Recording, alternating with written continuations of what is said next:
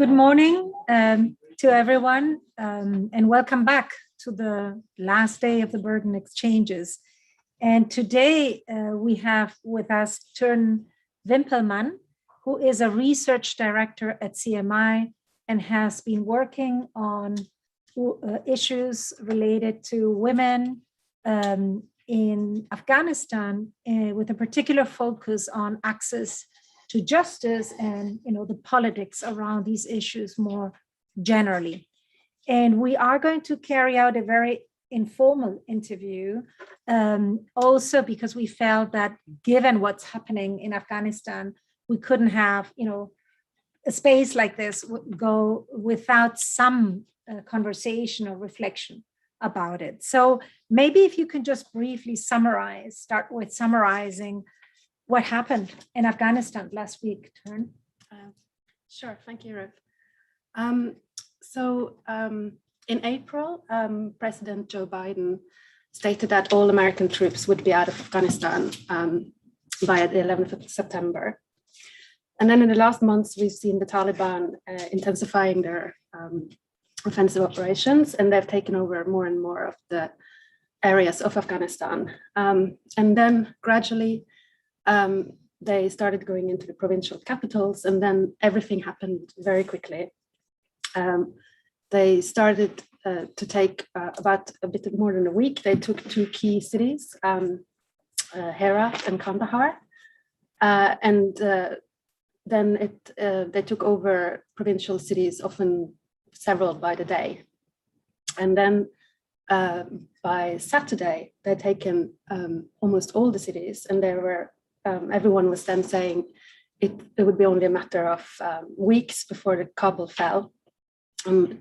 Just a week before, we thought maybe it would be months.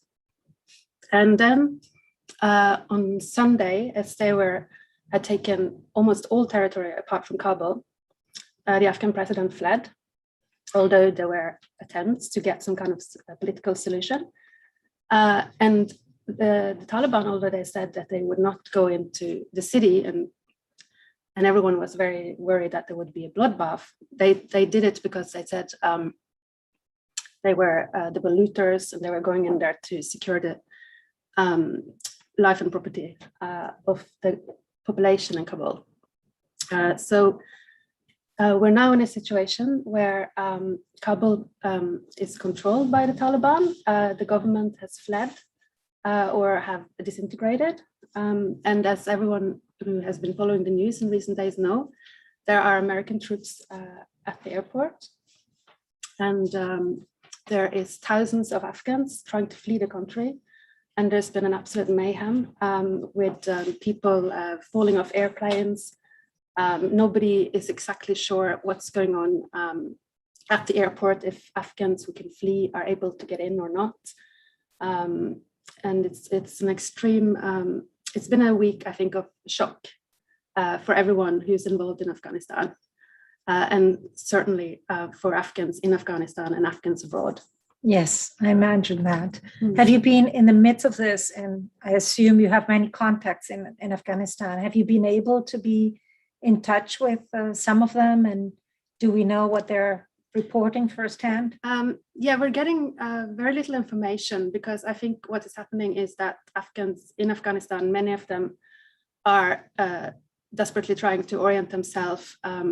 Most of the people I know well are trying to get out, or they have been able to get out in recent days. Obviously, Afghans abroad are desperate to try to help their family in any way they can. In Kabul in particular, but also many other areas, people are very scared of the Taliban. The Taliban has promised amnesty and try to reassure everyone that they're not going to carry out revenge killings, but there are some reports coming out from other provinces that they have done so. So when I've been in touch with people I know, I try to be very brief. This is not the time to ask people to give detailed updates, because I know what kind of situation people are in. They're just trying to kind of ensure some kind of security for themselves, or they're trying to help others to escape. So I know that we cannot say that for women in Afghanistan before 2001 there was nothing, or there hadn't been anything achieved before then. But of course, I imagine that there have been significant gains, in the last 20 years. Also, given the fact that of how repressive the Taliban regime was right before then. What do you think would be, out of those gains, what do you think women would fear most losing, where the Taliban, as it seems, to consolidate in power? No, yeah, you're absolutely right. A lot of Afghan feminists do not like the term gains because it does suggest that they were, nothing had been achieved before 2001, and they were somehow people who were just bestowed all those rights by the US-led invasion and the subsequent Western presence. But I mean, it's, Afghan women, as everyone else, have different priorities depending on their background and situation. But I think a very important thing has been education. You now have millions more children and who've been to school, and I think education is becoming sought after, not just in the cities, but also in rural areas. I mean, there's been a lot of debate about these 3 million girls who've been going to school, and some people say that that number is not accurate, but I think there's no doubt that this is like a new generation who has been educated since 2001. And we see now, even in our research, we see that a lot of rural people really value this, even when people ask for brides, they want educated brides. So there's a shift there. Let me just say one thing that I wanted to say, that in the program, this was supposed to be about this session was supposed to be about a particular project that we have just started here with Afghan partners. It was called Gender, Islam, and Transition and Transnational Legal Orderings in Post-US Afghanistan. Now the title is more timely than we could ever predict. So we were supposed to have a discussion about that project. We were supposed to have an Afghan partner coming here and talking about it. She's now completely focused on her staff in Afghanistan and the immediate situation of them. And we obviously, in light of what's happened, we need to rework the project. It's a sensitive topic, and see what we can do, to what extent we can do this meaningfully in the situation that is evolving now, which is still very much up in the air, what's going to happen to research, the ability to do research. So that's why I'm here on my own today. I just wanted to say that. And that's also why we're not talking about the project, but we're talking more about general events.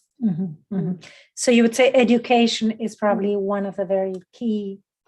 Yes, education. And I think generally, I think just public presence of women. It's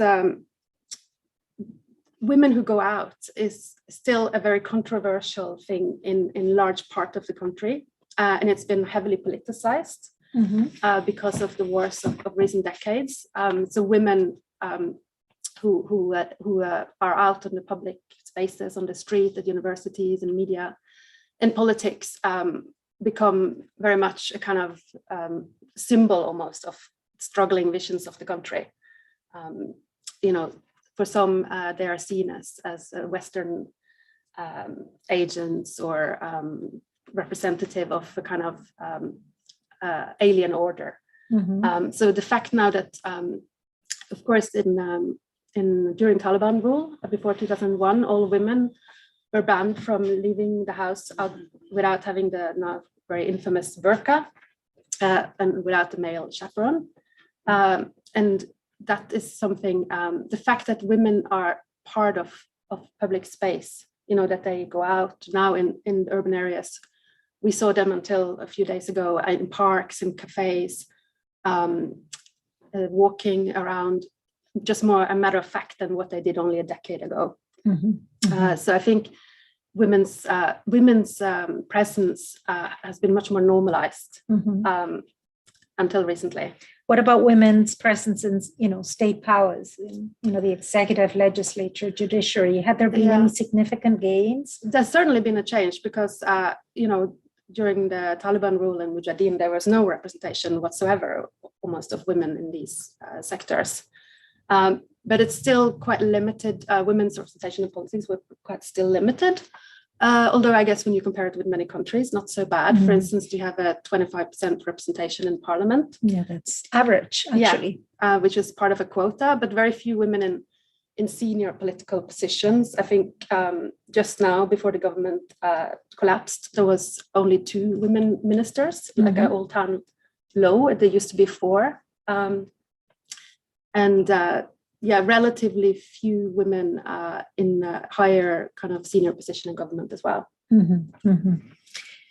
So the Taliban are saying that they will respect women's rights within the Sharia. Now, first of all, do you believe this to be the case? And secondly, what do you think this means in practice within the Sharia? Well, I think they will definitely respect women's rights within Sharia, but obviously the big question is what they mean by that. And then we have very little information. There was a press conference a few days ago. And I think on women's rights, there was no reassurances whatsoever, because they just said what they've been saying up till now, which is that we will respect any rights within Sharia. But there is a lot of caveats that the Taliban can put on this. I mean, one concern is that they will put restrictions on women's ability to work. They say that women have the right to work, but within the conditions of Sharia, that might mean some kind of gender segregation in the workplace. It might be that they define certain positions as not suitable for women, such as, at the very minimum, I think, a head of state and head of the courts. They already said that that's not positions that women can have, but it might also be that they think that women cannot have positions in the security forces, or any kind of position really that requires them to mix with male strangers. If they go that extreme, it would mean a de facto kind of exclusion of women from working life. Now, as you know better than I do, within the Islamic world, there has been now for many years feminist approaches trying to explain to themselves, to each other, and to the world that there are various ways of interpreting Sharia, and that there are ways in which, Sharia can be read as compatible with basic human rights standards. Has there been, and that seems to be a particular promising venue, especially given that, as you were saying just a minute ago, women who defend women's rights often tend to be accused as being westernized and kind of sitting with the enemy. So it seems that this stark division between seculars and religious doesn't capture the whole richness of the debate. Has there been much debates along these lines in Afghanistan recently? And do you think that some seeds have been planted that could flourish in a context in which the accent is put on Islam, but there are other ways of interpreting Islam that would be more promising for women? Well, this is something that our project is supposed to explore in further depth. I've observed in the time that I've been working in and on Afghanistan that there's been a development where there's much more emphasis now on the need to anchor women's rights within Islam, almost to the extent that people who argue that this, for a more secular view, is almost excluded, I would say, from the discourse, apart from certain smaller circles. We've seen certainly the aid industry or the donors saying this, but I think a lot of it has been on certainly when it comes to aid projects, has been quite superficial. And perhaps there's not been such much attempt to reinterpret Islamic sources, but rather to take those rights that are already kind of acknowledged within mainstream Islam, I would say, in Afghanistan, or not mainstream, but liberal Islam, such as women's rights to choose her husband, and then emphasize those rights rather than to kind of try to do a more radical reinterpretation which allow for all of human rights to be compatible with Islam. So yeah, but this is, I think, something that that needs to be explored more systematically in research. And from an academic perspective, might there be use in thinking of ways of facilitating dialogue between Afghani women and women in other Islamic countries who have maybe gone further in that more deeper reinterpretation of Islam? Yeah. Is that already happening to a large extent, or is this something that could be conducive? This is definitely happening. There's been a lot of dialogue already between Afghan women and women from Indonesia, Egypt, Turkey, Pakistan. But now that the Taliban are in power, and we don't know exactly how they intend to rule, how inclusive they will be, but they have refused to enter into substantive discussions with women on this. And they also might have a quite narrow idea of who's authorized to participate in this debate. You know, certain scholars of certain backgrounds and certain training. And, Arabic is a language that many women activists in Afghanistan don't speak. And I think it's challenging if only those who are trained in these debates can participate in the broader discussion about women's rights. Now, for the scholars in the audience, we have been discussing constitutional law this week, and we have been exploring, among other things, the way in which backlash against women's rights more generally, not in Afghanistan, but more generally, unfortunately, in the world, is also leading to lawfare around constitutions and amendment of constitutions, reinterpretation of constitutions.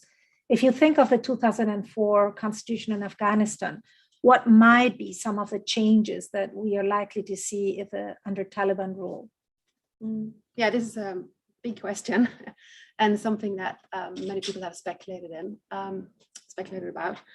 I think that the Taliban will probably insist that an entirely new constitution will have to be written. But reportedly, they have also said that they can use the 1964 constitution as a base. I'm not sure whether that's true, but if that is the case, the 1964 constitution was also the basis for the 2004 constitution. I think some of the main things that are of importance is the source of law and its relationship with Islamic law or Sharia. For instance, the current constitution say that no law should contravene the principles of Islam. It's possible that the Taliban are imagining a much more restrictive approach. The most extreme one would be that the sole source of law should be Sharia, which would then kind of exclude possibilities of referring to any kind of rights frameworks.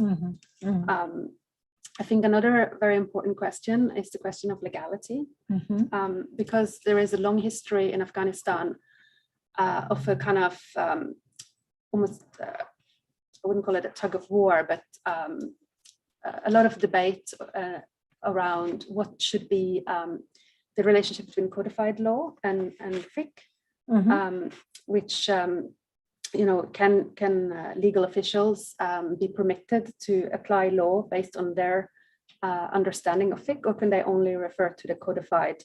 Can you explain what fiqh is for? It's fiqh is a legal methodology which uses Islamic sources such as the Quran and the actions and sayings attributed to the Prophet. Using these sources to then to create law, if you like, principles of law. So in Afghanistan, there are two legal educations which has existed simultaneously. There is what is called law or kanun, which refers to codified law that some students are trained in, and then other students are trained in fiqh. and they don't have the same curriculum. So there's been this debate in different phases of Afghan history, whether the legal framework should only be what is codified, or should it also be what is these legal principles that legal scholars can apply a bit more independently, of course, with reference to established traditions, but not with necessarily reference to codified law.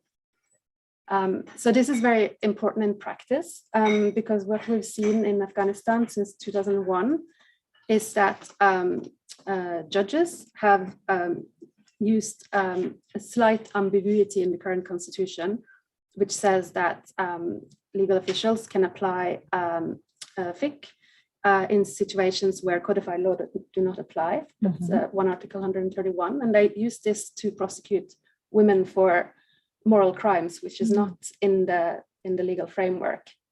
So, for instance, the legal framework says that women can only be, or men can only be prosecuted for actual adultery, but they cannot be. It doesn't say anything about women, for instance, running away from home. But women have been arrested and convicted for this crime, although it's not in codified law, in the penal code, with reference to this particular article that says that you can apply principle of Sharia, or one school of Sharia when in certain scenarios. So you can imagine a situation where, if the constitution is changed to say that, to give more ambiguity or about this relationship between codified law and what I just called Sharia, you can have a situation where judges can then prosecute men and women for a much broader range of crimes that are not in the legal framework. You can also imagine a situation where certain rights in the civil codes, such as divorce, the right to the fact that only women over a certain age can marry, that can also then be, those rights can be undermined by legal officials referring to uncodified Sharia. Now, I know it's early because everything's happening right now and everything's happening so fast. And I ask myself, and I guess many of us in the room and at home are asking themselves, what can we do, individually, collectively? And it's not an easy question because, of course, whatever we do, we have to be careful not to be paternalistic about the way we go about this, or have post-colonial attitudes that can be counterproductive.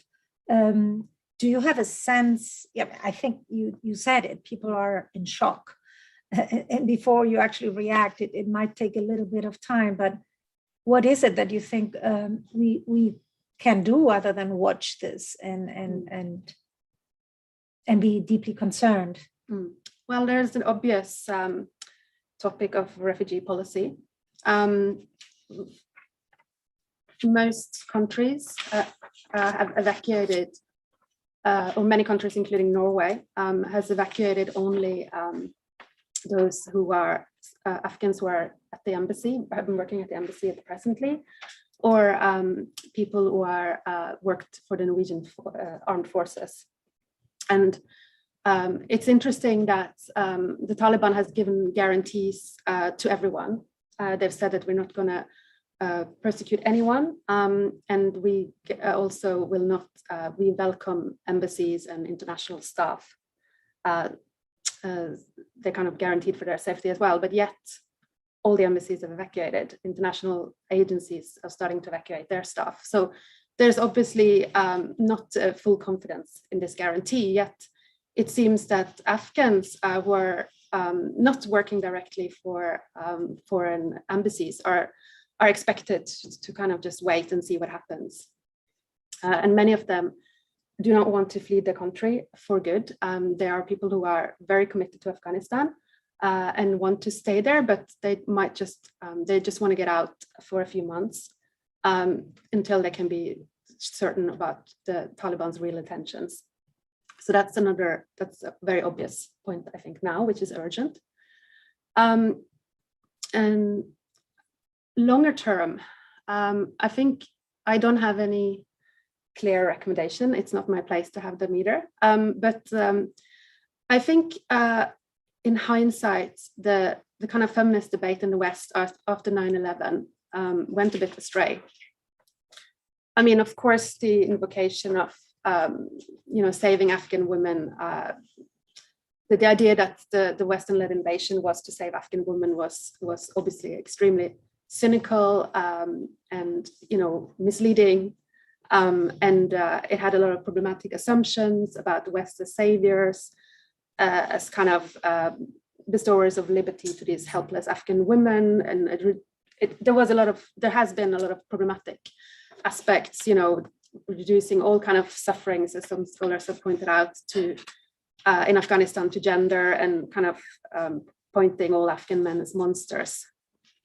But I think certain types of critique that we had in that period also went wrong, because it kind of delegitimized those in Afghanistan who called for gender equality by saying that most Afghan women have different priorities, which I think is also problematic. By saying that most Afghan women are poor and the burqa is not a big thing, and that's just something they wear out of habit, and gender equality is a Western priority almost, or a priority of elite women. And we've seen those arguments being rehearsed in recent times when there was hope for peace talks between Taliban and the Afghan government and others in Afghanistan. A lot of people saying that, kind of hinting that this call for women's rights is an elite Afghan concern. It's not really something that's representative of all women, because they're poor and they just want the war to end, and something must be sacrificed. So I think that's also extremely problematic. Yes, there are a lot of concerns in Afghanistan that is not directly related to gender. There's concerns of poverty, of war, and the Western operations have led to enormous amount of suffering. But I don't think we should be very careful by delegitimizing the Afghan women's movement as well, and saying that this is not something that Afghan women just will have to wait a little bit, or they should get behind other immediate agendas. Mm-hmm.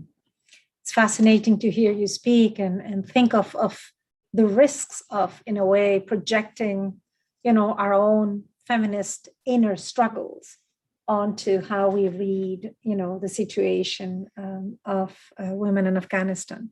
I don't want to exhaust all the time.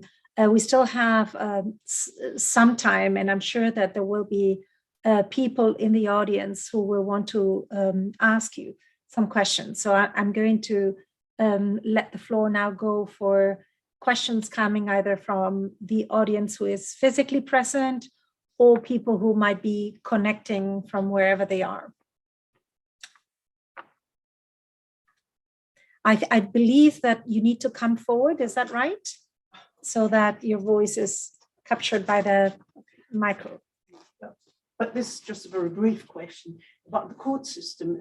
Is there duality in the court system of religious courts and other courts? Because you told us about the duality in legal education, that you either get the religious law or the constitutional law and the codified written law. Yes. Go ahead. Answer them as I go. Okay. No, not anymore. There used to be, historically, there was something called Sharia courts that had took cases of family law and so on. But at the moment, there is a unified court system. Of course, in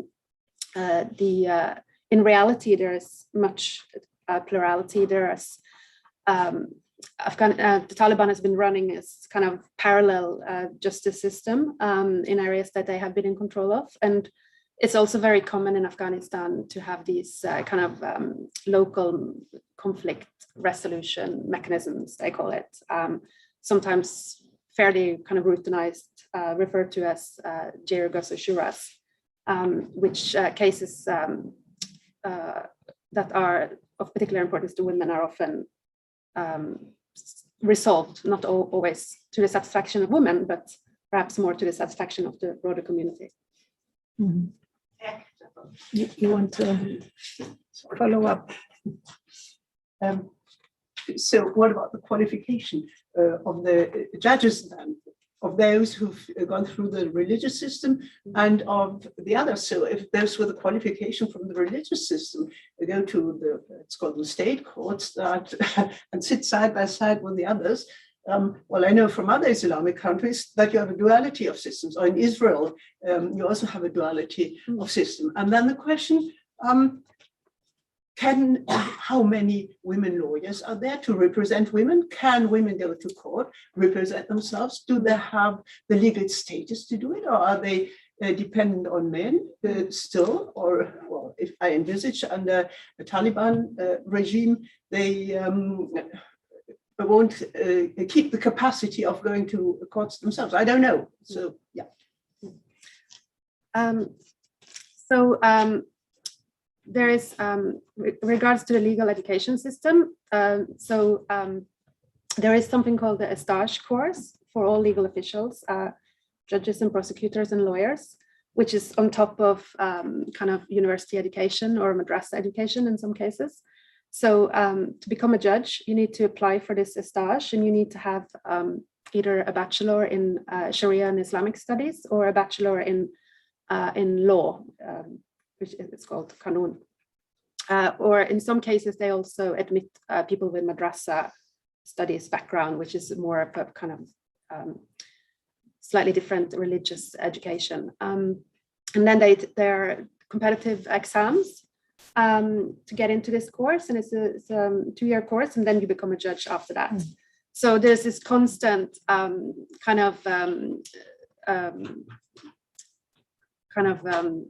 competition or debate about the criteria for the uptake of this course, because some, there, I don't know how many, I can't remember exactly how many questions in the exam, but I think perhaps 4. And then, some of the questions might be much easier to respond to if you have a training in Sharia, and others might be easier to respond to if you have a training in the legal codified framework. So I spoke to some people who felt that the questions were biased towards those who have the Sharia training, at least in the last exam. Mm-hmm. Mm-hmm. Katarina, sorry. There go ahead. Many questions in this question. Yeah, no, yes, you're right. Yeah. There were some more issues. Yeah, go ahead. And then women's access to courts. Yes, that's right. It's changing a lot. In most areas in Afghanistan, I would say it used to be something of a taboo for a woman to go to courts. It's this idea of a woman who goes and complains to outsiders, which is considered, in many circles, she would be considered a bad woman. In women, there are all these kind of ideals of women should just suffer and tolerate whatever life might throw at them. But particularly in the last decade, we've seen some changes here in certain areas where I think it's becoming more accepted that women have rights given to them by law, by Islam, and then if these rights are violated, they have the right actually to go to courts. And I think there's 2 areas where this is now becoming much, the most obvious is to do with violence against women, where there are now, there's new legal frameworks and now thousands of cases where heard by the prosecutors, at least, not all of them reach the courts. And it's become more accepted, the idea that women, if she suffers at least extreme violence, she should go to courts and complain. And the other area is divorce. There is, this used to be a very taboo thing in Afghanistan until recently. It still is, but we still see, now we see thousands of divorce cases. Most of them filed by women. And another very important development that's happened is lawyers. This wasn't really a thing in Afghanistan. It is not, perhaps many legal officials would not see it necessary. It's not really kind of tradition, but this has happened. Now there are many hundreds, if not thousands of lawyers, and this has greatly helped women. because many women are not able to navigate the court system on their own, you know, all the forms and petitions you need to make. And so it's a very important development. And a lot of this aid, a lot of the lawyers' assistance has been given as legal aid. A lot of development aid has supported provision of lawyers to women in cases where they are on trial for moral crimes or also in some civil cases. So this is a really important development. Does this include women lawyers? Yeah, there's many women lawyers, but also many good male lawyers. Mm-hmm. Mm. I think we're ready to take the next question. Yes, I'm going to take this one and then a question online. Thank you very much for sharing your insights and reflections with us today. I was just wondering, we've been talking a lot during this week about the role of humanitarian aid, and there has been a lot of reflection and criticism about the role of humanitarian aid within what we've been hearing this week.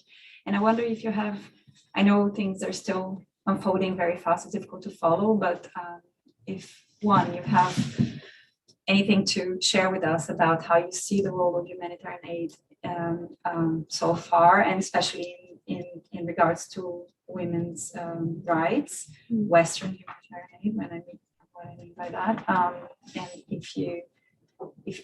what do you expect, or if you have anything you can share with us about how do you think this is going to unfold, the presence, the role, and if there is going to be a space for humanitarian Western presence and working with women's rights or whatever we see, something along those lines. Yeah, there's so many different aspects of this. I cannot go into detail about all of them. Since 2001, the kind of militarization of humanitarian space or humanitarian aid has been a massive thing in Afghanistan, because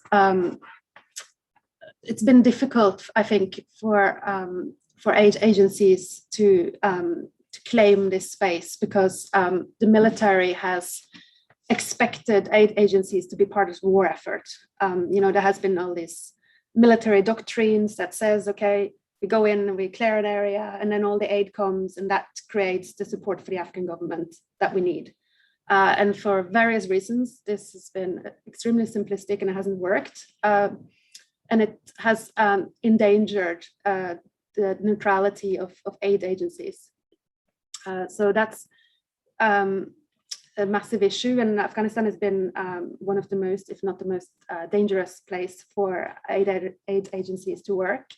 A lot of aid workers have lost their life. A lot of Afghan aid workers have lost their life in recent time, or throughout in the entire NATO area, or whatever we should call it.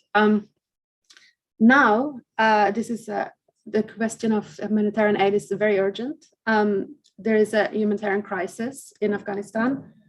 First, you have a drought, which is massive. You have a lot of displaced people, and you have difficulties with funding and with access.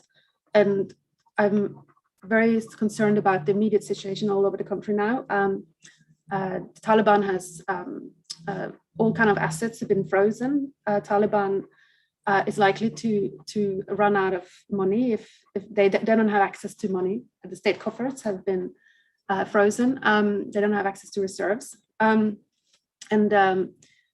unless this is somehow addressed within the next few days, I think we're going to say disintegration, if not collapse, of basic services. And more broadly, food prices are going up. There is no cash available in the country, but people cannot get access to money and buy food. So all of these things are things that have to be resolved or addressed within days. Let me take a couple of questions from our online audience. So Salah thanks you for your conversation, and she asks about the international community Could you elaborate how you would see the collaboration between the Taliban and major international actors such as the UN? Well, it's difficult to say. I know that the UN are evacuating some of their Afghan staff at the moment, some of those who held the most perhaps sensitive positions like human rights monitoring and so on. I think it would be a challenging balance. We don't know exactly what the Taliban intend to do. You know, we don't know how they will govern in terms of human rights, in terms of political inclusion or democracy, and of course, in terms of women's rights. So I don't have a kind of set list of recommendations, but I think everyone agreed that there has to be some kind of engagement. I think now the US approach has been a bit childish, but more importantly, very dangerous, that they just seem to, you know, they're the one who's taking the initiative to freezing assets and things, and they just seem to be so kind of saying that, you know, this is not our responsibility and Taliban has taken over and we don't want to deal with them. But of course, Afghanistan is more than Taliban, and we cannot just let everyone suffer. But of course, at the same time, there's questions of accountability, and you know, if there are to be violations and things, that there has to be finding a balance between perhaps targeted sanctions if that's something that's happening or relevant, and not kind of making the entire population suffer. I mean, we've seen that in Iraq and Iran, how blanket sanctions just make everyone suffer. Mm-hmm. And I hope that's not going to be the case for Afghanistan as well. And also, I'd like to say that at the time, we're getting very little information about what's going on. In Kabul, which is now kind of the world stage of Taliban, things seems to be very quiet, very few reports about kind of revenge killings or any kind of violations, but there's very little information coming from the rest of the country. Some surfaced yesterday. Amnesty has said there's been massacres in one place, and all the a lot of international newspapers have evacuated both international and Afghan journalists working for them. So it's very worrying. I think it's very important to try to support reporting and documentation. Mm-hmm. I was going to get the sign of 1 minute left. Do we have time for one last question? Yeah. Okay. So this will be the closing question from Bjarte, who asks that after almost 20 years of Western intervention in aid, the government collapsed very quickly. Corruption is something Afghanis referred to me when I visited 10 years ago. They asked the West to have a better control of the money donated. And another complaint was the support for warlords out of government control. It seems like very little improved. What do you see as the main reason for the collapse, and what can we learn? Yeah, that's a big question to address. We don't know the full story yet about what's happened in the last few days, about why the president fled. You know, there's some allegations that he took a lot of money with him, but I think there is no kind of substantial evidence for that as yet. I think, you know, there are different phases of the last 20 years. And there are people who have written much more in detail about this than I have, like my colleague Astrid Surke, for instance. But, you know, the international project in Afghanistan was never an inherent kind of coherent project. You know, there were many different priorities. There was the priorities of the military campaign.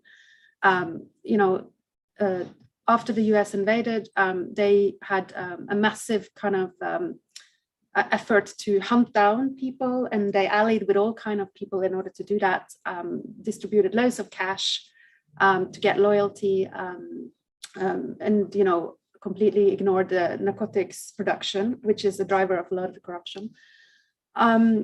So, you know, on the one hand, they were trying to install democracy. On the other hand, they were empowering the enemies of democracy and kind of transparency. Yeah, there is like big questions about the Afghan state, which is always to a certain extent bought loyalty through the distribution of patronage, and that's something that's continued. Yeah, and I think this debate is it's a large one, and it's something that will kind of this question will definitely be revisited. But I think also the collapse. We have to remember that Afghan soldiers have been dying in large numbers. At least 50,000 Afghan soldiers have died, and police have died in the war. And when there was no air support anymore, we did not expect American soldiers to operate without air support. So how can we expect Afghan soldiers to do that? So yeah, the collapse, I think it was in a way, a lot of us expected bloodshed in Kabul, and thank God that did not happen. So yeah, there were many important reasons for that collapse and the disintegration of the state so quickly. Well, thank you. We will be watching, the events as they evolve, and I assume that there will be various initiatives flourishing, that you will be involved in some of them, and that you will be one of the links to us in informing us about, initiatives that may be conducive to, helping and especially helping without doing further harm, which is always the tricky challenge in these conditions. Thank you so much for your time, and please send our love to your Afghan friends, who I'm sure are having an awful time as we speak. Thank you so much to everyone. Thank you.